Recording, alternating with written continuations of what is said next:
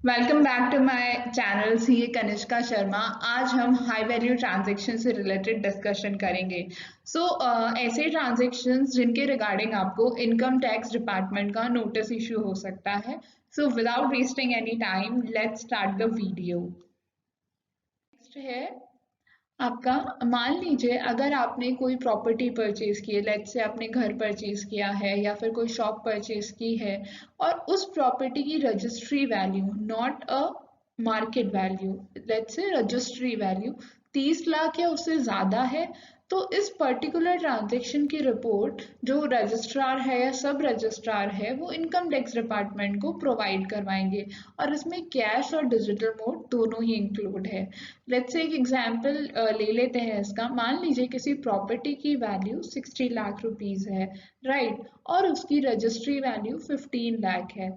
तो जो high value transaction की लिमिट है वो है 30 लाख रुपीस और उससे ज़्यादा। तो इस केस में रजिस्ट्री वैल्यू सिर्फ 15 लाख है, तो ये ट्रांजैक्शन हाई वैल्यू ट्रांजैक्शन की लिमिट में नहीं आएगा। तो ये इन्फॉर्मेशन इनकम टैक्स डिपार्टमेंट को जो रजिस्ट्रार है और सब रजिस्ट्रार लाइबल नहीं होंगे प्रोवाइड करवाने के लिए। पर मार्केट वैल्यू अगर 90 लाख है और रजिस्ट्री वैल्यू यहाँ पे 32 लाख है, तो ये केस हाई वैल्यू ट्रांजैक्शन की कैटेगरी में आएगा। और इस पर्टिकुलर ट्रांजैक्शन की रिपोर्ट सब रजिस्ट्रार और रजिस्ट्रार जो भी पर्टिकुलर कंसर्न पर्सन है उसको इनकम टैक्स डिपार्टमेंट को प्रोवाइड करवानी होगी। ओके, नेक्स्ट ट्रांजैक्शन क्या है? नेक्स्ट ट्रांजैक्शन है, मान लीजिए आपने कोई गुड्स और सर्विसेज परचेज की है, ठीक है। तो अगर आपने उसका पेमेंट कैश में किया है 2 लाख या उससे ज़्यादा का, तो जो पर्टिकुलर पर्सन है जिसने कैश रिसीव किया है या जिसकी audit 44 subsection A B, that is income tax audit, अगर वो पर्सन लाइबल होगा या वो एंटिटी लाइबल होगी इस इंफॉर्मेशन को इनकम टैक्स डिपार्टमेंट तक प्रोवाइड करवाने के लिए।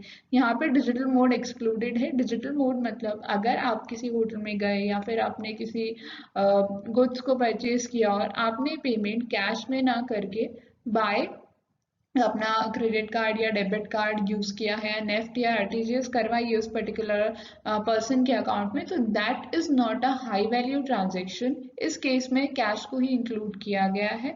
मान लीजिए आपने कोई कार परचेज की है या ज्वेलरी परचेज की है और वो आपने कैश में परचेज करी है और उस परचेज के बदले आपने जो पेमेंट है वो कैश में किया है और 2 लाख या उससे ज्यादा का है, तो that will avail in high value transaction category. Okay, high value transactions की रिपोर्ट बैंक, कंपनीज और रजिस्ट्रार के थ्रू इनकम टैक्स डिपार्टमेंट को सबमिट कर दी जाती है in the form 61A statement of financial statement. Most of the income tax department notice जब issue करता है वो हाई वैल्यू ट्रांजैक्शन के रिलेटेड ही करता है। हाई वैल्यू ट्रांजैक्शन को ट्रैक करने के बाद ही नोटिस इशू किए जाते हैं। क्या एक्शन लेगा इनकम टैक्स डिपार्टमेंट?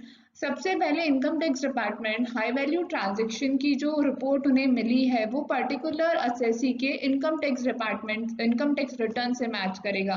तो दो ही ऑप्शन हो सकते हैं, या तो उसने इनकम टैक्स रिटर्न फाइल की होगी और दूसरा उसने नहीं की होगी। अगर उसने रिटर्न फाइल नहीं की है तो इनकम टैक्स डिपार्टमेंट उसको नोटिस इशू करेगा कि जो आपने हाई वैल्यू ट्रांजैक्शन किए हैं तो आप इसका डिक्लेरेशन प्रोवाइड करवाइए कि इतनी इनकम आपको हुई है, और अगर आपको इतनी इनकम हुई है तो आपने इनकम टैक्स रिटर्न क्यों नहीं फाइल करी।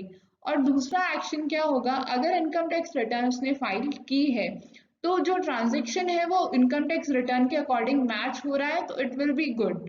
अगर नहीं हो रहा है तो फिर इनकम टैक्स डिपार्टमेंट उस पर्टिकुलर पर्सन को नोटिस इशू करेगा कि इस ट्रांजेक्शन की डिक्लेरेशन दीजिए, आपने इनकम टैक्स रिटर्न में जो इनकम प्रोवाइड करवाई हुई है वो आपके ट्रांजेक्शन से मैच नहीं करती।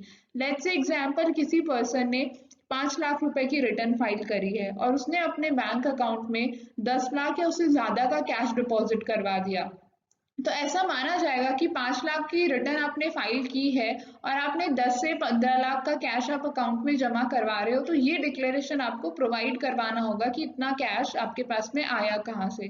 अगर पर्टिकुलर पर्सन प्रॉपर डिक्लेरेशन दे देता है कि ये प्रॉपर इस इतना इतना अमाउंट हमारे पास में लीगल तरीके से आया है और उस तरीके से हमने बैंक अकाउंट में डिपॉजिट करवाया है, या फिर किसी भी और ट्रांजैक्शन से रिलेटेड इंफॉर्मेशन मांगी जाती है, तो वो डिक्लेरेशन अगर इनकम टैक्स डिपार्टमेंट को सेटिस्फाई करती है तो that will be good for SSC.